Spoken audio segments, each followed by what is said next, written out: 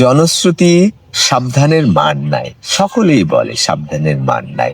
আমি বলি চেনার পূর্ব চেষ্টা বৃথা না। এইটা সৌজন্যে সক্রেটিস। তাহলে জনশ্রুতি আছে সাবধানের মান নাই, আর আমি বলছি চেনার পূর্ব চেষ্টা বৃথা না। কেন? কারণ হলো যে এই যে সক্রেটিসের সৌজন্য বলেছি, কারণ সক্রেটিসকে যদি চিনতো তাহলে কিন্তু আমাদের জীবন, তাদের জীবন ধন্য হয়ে যেত। তারা বিপদে পড়তো না, তারা অনেক ধরনের জ্ঞান আহরণ করতে পারত।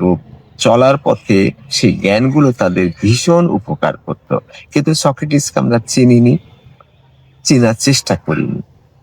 কিন্তু আমরা সবসময় বলি যে সাবধানের মান নাই। কিন্তু সক্রেটিস যে এত কিছু আমাদের জন্য করতে চাচ্ছে, একটু আমরা সাবধান হইনি, একটু খেয়াল করিনি যে সক্রেটিস কি বলতে চাচ্ছে। সক্রেটিস কি আসলেই খারাপ, নাকি সক্রেটিস খুবই ভালো? সক্রেটিসকে আমাদের মারতে চাচ্ছে না আমাদের বাঁচাতে চাচ্ছে? আমরা একজনের কথা শুনে যখন মজা পাই তখন তাকে নিয়েই চলি, আর যখন মজা পাই না তাকে সরিয়ে রাখি। কিন্তু এই মজা পাই না 10 মিনিট 1 ঘন্টা তার সাথে কথা বললে এমন তো হতে পারে আমাদের জীবনের একটা বড় ধরনের ভুল সংশোধন হতে পারে।